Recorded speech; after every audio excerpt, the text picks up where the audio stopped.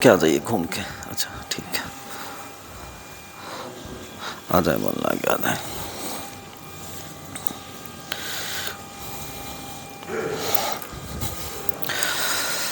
نحمده ونصلي على رسوله الكريم. اما بعد فاعوذ بالله من الشيطان الرجيم. بسم الله الرحمن الرحيم. الرجال قوامون على النساء بما فضل الله بعضهم على بعض وبما انفقوا من اموالهم فالصالحات قانتات حافظات للغيب بما حفظ الله.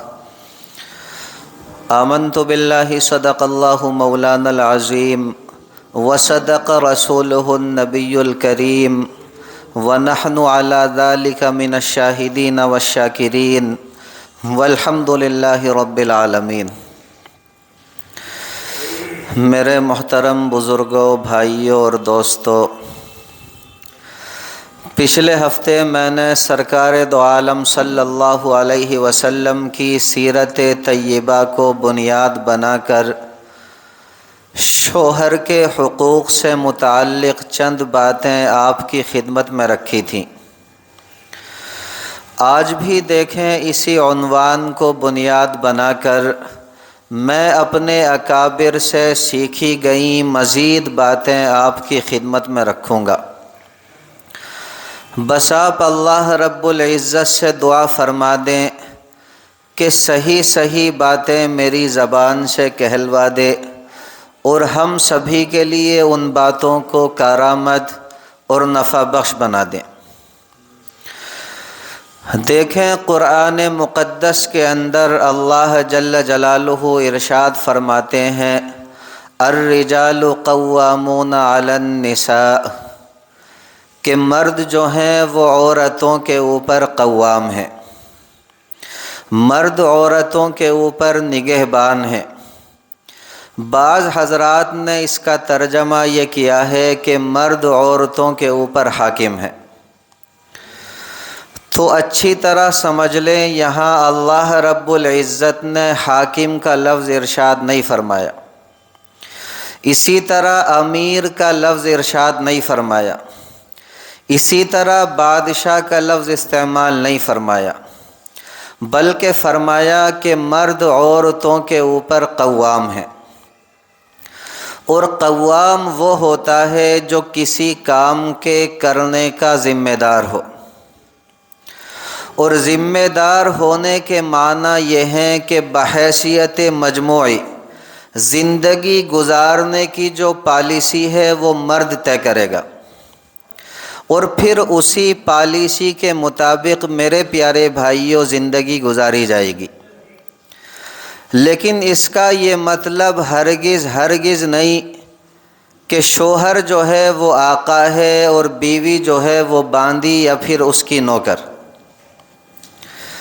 بلکہ یوں سمجھیں کہ دونوں کے درمیان امیر مأمور کا رشتہ ہے, یا پھر کہہ سکتے ہیں کہ حاکم اور محکوم کا رشتہ ہے. اور دیکھیں اسلام میں امیر کا تصور یہ نہیں ہوتا کہ وہ فقط تخت کے اوپر بیٹھ کر حکم چلاتا پھرے, بلکہ اسلام کے اندر امیر کا تصور وہ ہے جو سرکار دو عالم صلی اللہ علیہ وسلم نے بیان فرمایا. آپ صلی اللہ علیہ وسلم نے ارشاد فرمایا کہ سید القوم خادمہم, کہ جو قوم کا سردار ہوتا ہے وہ در حقیقت قوم کا جو ہے خادم اور خدمتگار ہوتا ہے. اس کو سمجھنے کے لیے دیکھیں ایک چھوٹا سا مضمون میں آپ کے سامنے رکھتا ہوں, انشاءاللہ ثم انشاءاللہ بات کا سمجھنا بڑا آسان ہو جائے گا. دیکھیں ابھی زمانہ قریب کے اندر ہمارے ایک بزرگ ہوئے ہیں حضرت مفتی شفیع عثمانی نور اللہ مرقدہ وبرد مسجعہ. یہ فرماتے ہیں کہ ایک مرتبہ ہم لوگ دیوبند سے کسی دوسری جگہ سفر پر جا رہے تھے. اس وقت ہمارے استاذ حضرت مولانا اعزاز علی صاحب علیہ الرحمہ جو دارالعلوم دیوبند کے اندر شیخ الادب کے نام سے مشہور تھے، وہ بھی ہمارے ساتھ سفر میں تھے۔ کہتے ہیں کہ جب ہم اسٹیشن پر پہنچے تو گاڑی کے آنے میں کچھ دیر باقی تھی۔ اس وقت حضرت مولانا اعزاز علی صاحب علیہ الرحمہ نے ہم سے فرمایا کہ بھائی، حدیث مبارکہ کے اندر آتا ہے، نبی اکرم صلی اللہ علیہ وسلم ارشاد فرماتے ہیں کہ جب تم کہیں سفر پر جاؤ تو اپنے میں سے کسی ایک کو امیر بنا لو، لہٰذا ہمیں بھی امیر بنا لینا چاہیے۔ مفتی شفیع عثمانی علیہ الرحمہ فرماتے ہیں کہ چونکہ ہم شاگرد تھے اور وہ استاذ، اس لیے ہم نے کہا کہ حضرت امیر بنانے کی کیا ضرورت ہے، امیر تو ہمارے درمیان بنے بنائے موجود ہیں۔ اس پر حضرت والا علیہ الرحمہ نے فرمایا کہ بھائی کون؟ ہم نے کہا کہ حضرت آپ، اس لیے کہ آپ استاذ ہیں اور ہم شاگرد ہیں، اور آپ کے رہتے ہوئے ہم میں سے کوئی امیر نہیں بن سکتا۔ اس پر دیکھیں مولانا اعزاز علی علیہ الرحمہ نے فرمایا کہ بھائی آپ لوگ مجھے امیر بنا رہے ہو۔ ہم نے کہا کہ جی ہاں، آپ کو امیر بنا رہے ہیں۔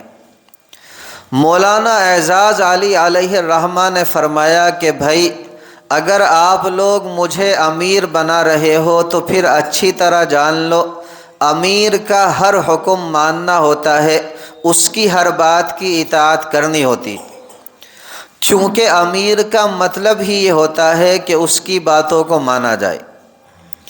مفتی شفیع عثمانی علیہ الرحمہ فرماتے ہیں کہ ہم نے کہا کہ حضرت جب آپ کو امیر بنایا ہے تو انشاءاللہ ثم انشاءاللہ آپ کی ہر بات مانیں گے۔ اس پر مولانا اعزاز علی علیہ الرحمہ نے فرمایا کہ بھائی بہت اچھا۔ دیکھیں مفتی شفیع عثمانی نور اللہ مرقدہ فرماتے ہیں کہ جب اسٹیشن پر گاڑی آئی تو مولانا اعزاز علی علیہ الرحمہ نے ہم تمام ساتھیوں کا سارا سامان، کچھ سامان اپنے سر پر اٹھایا اور کچھ سامان اپنے ہاتھوں میں لیا اور اس کے بعد جو ہے چلنا شروع کر دیا۔ کہتے ہیں ہم نے کہا کہ حضرت یہ کیا غضب کر رہے ہیں، آپ یہ سارے کا سارا سامان ہمیں اٹھانے دیجیے۔ اس پر مولانا اعزاز علی علیہ الرحمہ نے فرمایا کہ بھائی تم لوگوں نے مجھے امیر بنایا ہے تو پھر یاد رکھو میرا ہر حکم بھی ماننا ہوگا، اس لیے میں کہتا ہوں کہ سارا سامان مجھے اٹھانے دو۔ چنانچہ میرے پیارے بھائیوں، وہ سارے کا سارا سامان مولانا اعزاز علی علیہ الرحمہ نے خود اٹھایا اور خود اٹھا کر کے گاڑی کے اندر رکھا، اور فرماتے ہیں کہ پورے کے پورے سفر کے دوران جب بھی کوئی مشقت کا کام آتا تو حضرت والا اس کام کو خود انجام دیتے، اور ہم جب بھی کہتے کہ حضرت ہمیں یہ کام کرنے دیجئے تو کہہ دیتے کہ نہیں بھائی، مجھے امیر بنایا ہے اس لیے میرا ہر حکم مانے اور یہ کام مجھے کرنے دیں۔ مفتی شفیع عثمانی علیہ الرحمہ فرماتے ہیں کہ ان کو امیر بنانا ہمارے لیے ایک طرح سے قیامت ہو گیا۔ تو دیکھیں، میں عرض یہ کر رہا تھا کہ اسلام کے اندر صحیح معنوں میں امیر کا تصور یہ ہے کہ امیر جو ہے وہ اپنے آپ کو قوم کا خادم سمجھے۔ بھائی آگے آ جائیں، جگہ پوری کر لیجئے۔ آج دیکھیں، جب ہمارے ذہنوں کے اندر، دل و دماغ کے اندر امیر کا تصور آتا ہے تو بڑے بڑے بادشاہوں اور بڑے بڑے سربراہوں کی شکل میں آتا ہے، جو اپنی رعایا کی بات تک سننا میرے پیارے بھائیوں پسند نہیں کرتے۔ لیکن دیکھیں، قرآن مقدس اور احادیث مبارکہ نے ہمیں یہ تصور دیا کہ امیر وہ ہوتا ہے جو خادم ہو، امیر وہ ہوتا ہے جو لوگوں کی خدمت کرے۔ امیر ہونے کا یہ مطلب ہرگز نہیں کہ اسے بادشاہ بنا دیا گیا، اب وہ لوگوں کے اوپر حکم چلاتا پھرے، اور جو لوگ اس کی ماتحتی میں کام کر رہے ہیں اس کی نگرانی میں کام کر رہے ہیں انہیں اپنا نوکر سمجھے، اپنی رعایا سمجھے، بلکہ امیر کا تصور یہ ہے کہ بے شک فیصلہ جو ہے وہ اسی کا معتبر ہوگا، لیکن وہ فیصلہ لوگوں کے فائدے کے لیے ہونا چاہیے، لوگوں کی خدمت کے لیے ہونا چاہیے، وہ فیصلہ لوگوں کے نفع کے لیے ہونا چاہیے۔ اللہ رب العزت صحیح سمجھ کی عمل کی دولت سے مالا مال فرما دے۔ دیکھیں حکیم الامت حضرت مولانا اشرف علی تھانوی علیہ الرحمہ، اللہ حضرت کے درجات بلند فرمائے، آپ نے بڑی پیاری بات کہی۔ آپ فرماتے ہیں کہ بھائی مرد حضرات کو یہ آیت تو یاد رہتی ہے کہ الرجال قوامون علی النساء، کہ مرد جو ہیں وہ عورتوں کے اوپر حاکم ہیں۔ اب گھروں میں بیٹھے ہوئے عورتوں کے اوپر حکم چلا رہے ہیں، اپنے آپ کو حاکم سمجھ رہے ہیں، اور یہ سمجھتے ہیں کہ عورت جو ہے وہ ہماری جوتی ہے، اسی طرح ہماری نوکر ہے، اس کو ہر حال میں ہماری بات ماننی چاہیے۔ لیکن دیکھیں مولانا اشرف علی تھانوی علیہ الرحمہ فرماتے ہیں، آپ فرماتے ہیں کہ اللہ جل جلالہ نے قرآن مقدس کے اندر ایک آیت اور نازل فرمائی، اس آیت مبارکہ کے اوپر مردوں کا دھیان نہیں جاتا۔ وہ آیت مبارکہ یہ ہے، اللہ جل جلالہ ارشاد فرماتے ہیں کہ وَمِنْ آیَاتِهِ أَنْ خَلَقَ لَكُم مِّنْ أَنفُسِكُمْ أَزْوَاجًا، کہ اللہ رب العزت کی نشانیوں میں سے ایک نشانی یہ بھی ہے کہ اللہ رب العزت نے تمہارے لیے تمہاری جن سے یعنی تمہارے ہی میں سے تمہارے لیے بیویاں بنائی۔ کس لیے بنائی؟ فرمایا لِتَسْكُنُوا إِلَيْهَا، تاکہ تم ان سے سکون حاصل کرو، اور فرمایا وَجَعَلَ بَيْنَكُمْ مَوَدَّةً وَرَحْمَةً، اللہ رب العزت نے تمہارے درمیان آپس میں محبتیں ڈال دی، اسی طرح رحمت اور الفت کو ڈال دیا۔ تو مولانا تھانوی علیہ الرحمہ فرماتے ہیں کہ بے شک مرد جو ہے وہ عورت کے لیے قوام ہے، لیکن ساتھ میں جو تعلق ہے وہ دوستی کا، یعنی انتظامی طور پر تو مرد کو قوام بنایا، لیکن جو آپس میں تعلق رکھا وہ دوستی کا رکھا۔ اس لیے شوہر بیوی کے درمیان ایسا تعلق نہیں ہونا چاہیے جیسے ایک آقا اور باندی کے درمیان تعلق ہوتا ہے۔ اس کی مثال ایسے سمجھیں جیسے ہم دو دوست کہیں سفر پر جانے لگیں تو اپنے میں سے میرے پیارے بھائیوں کسی ایک کو امیر بنا لیتے ہیں۔ لہذا شوہر جو ہے وہ اس لحاظ سے تو امیر ہے کہ زندگی بھر کے فیصلے کرنے کا ذمہ دار وہ ہوگا، زندگی گزارنے کی پالیسی وہ طے کرے گا، لیکن جو آپس میں تعلق ہے وہ دوستی کا۔ اور دیکھیں دوستی کے تعلق کے، اس محبت کے تعلق کے کچھ آداب ہوتے ہیں، کچھ تقاضے ہوتے ہیں، اور ان تقاضوں میں میرے پیارے بھائیوں کچھ باتیں ناز کی بھی ہوا کرتی ہیں، اسی طرح نخرے کی بھی ہوا کرتی ہیں، جنہیں انسان کو اپنے حاکم ہونے کے خلاف نہیں سمجھنا چاہیے۔ اس کی آسان سی مثال دیکھیں میں آپ کے سامنے رکھتا ہوں۔ حکیم الامت حضرت مولانا اشرف علی تھانوی علیہ الرحمہ فرماتے ہیں کہ بھائی ہمارے یہاں بعض مرد حضرات جو ہیں وہ یہ سمجھتے ہیں کہ ہم حاکم ہیں، اس لیے ہمارا جو ہے اتنا رعب ہونا چاہیے، اتنا دبدبہ ہونا چاہیے کہ بیوی جو ہے وہ ہمارا نام سن کر کے کانپنے لگے اور ہم سے جو ہے بے تکلف باتیں نہ کر سکیں۔ اس پر حضرت والا علیہ الرحمہ فرماتے ہیں کہ بھائی میرے ایک ہم سبق دوست تھے، ایک مرتبہ وہ بڑے ہی فخریہ انداز میں فرمانے لگے، کہنے لگے کہ میاں اشرف علی، جب میں اپنے گھر جاتا ہوں تو میرے گھر میں میرے بیوی بچوں کی ہمت نہیں ہوتی کہ میرے پاس آ کر کے بیٹھ جائیں، اسی طرح مجھ سے جو ہے دو چار باتیں کر لیں۔ مولانا اشرف علی تھانوی علیہ الرحمہ فرماتے ہیں کہ میں نے اپنے دوست سے کہا کہ کیوں بھائی، جب آپ اپنے گھر جاتے ہیں تو کیا بھیڑیا بن کر کے جاتے ہیں؟ اسی طرح شیر چیتا بن کر کے جاتے ہیں، کوئی درندہ بن کر کے جاتے ہیں؟ جو آپ کے بیوی بچے آپ کے پاس آنے سے بھی کتراتے ہیں، آپ سے باتیں کرنے سے بھی کتراتے ہیں، تو میرے پیارے بھائیوں اچھی طرح سمجھیں کہ قوام ہونے کے یہ معنی ہرگز ہرگز نہیں کہ بیوی بچے ہمارے پاس آنے سے بھی ڈرنے لگیں، اسی طرح ہمارے پاس آنے سے بھی کترانے لگیں، بلکہ یاد رکھیں انتظامی طور پر اللہ رب العزت نے مرد کو قوام بنایا، ورنہ ساتھ میں جو تعلق رکھا وہ دوستی کا رکھا۔ اور دیکھیں دوستی کا تعلق کس طرح کا ہونا چاہیے وہ بھی میں آپ کے سامنے رکھتا ہوں۔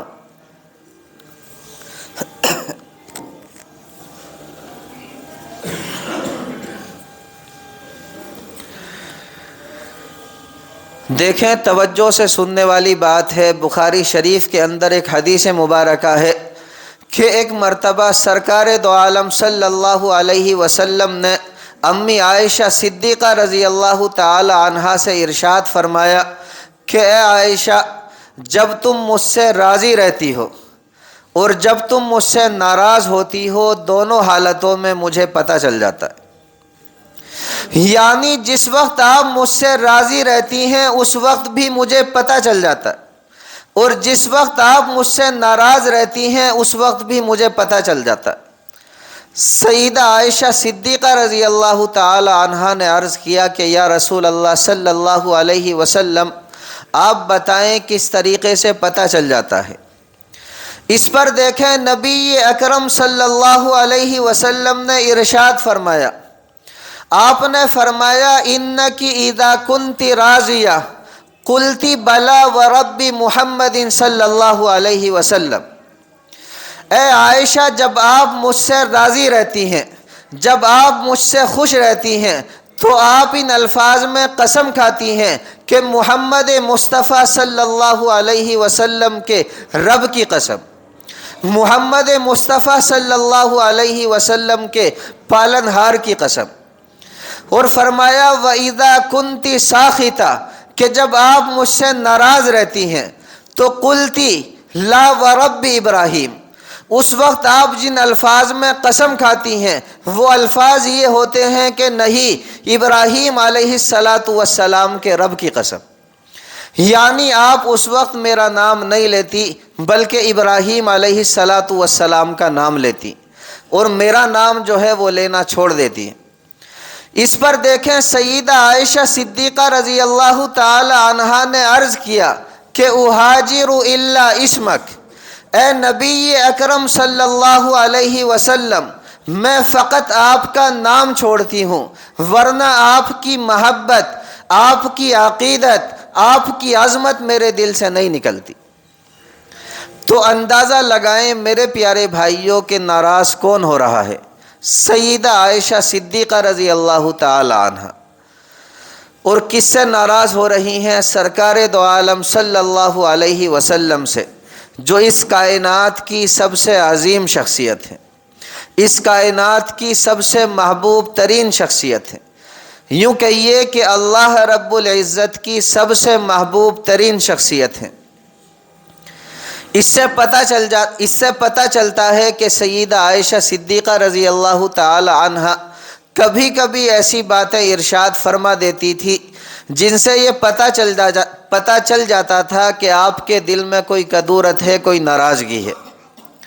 لیکن میں بتانا یہ چاہتا ہوں کہ نبی اکرم صلی اللہ علیہ وسلم نے کبھی بھی اس کو اپنی قوامیت کے خلاف نہیں سمجھا، اور نہ ہی کبھی سرکار دو عالم صلی اللہ علیہ وسلم اس سے ناراض ہوئے، بلکہ آپ صلی اللہ علیہ وسلم تو بڑی خوش مزاجی کے ساتھ اس کا تذکرہ کر رہے ہیں کہ بھائی آپ جب مجھ سے راضی رہتی ہیں اس وقت بھی مجھے پتہ چل جاتا ہے، اور آپ جب مجھ سے ناراض رہتی ہیں اس وقت بھی مجھے پتہ چل جاتا ہے۔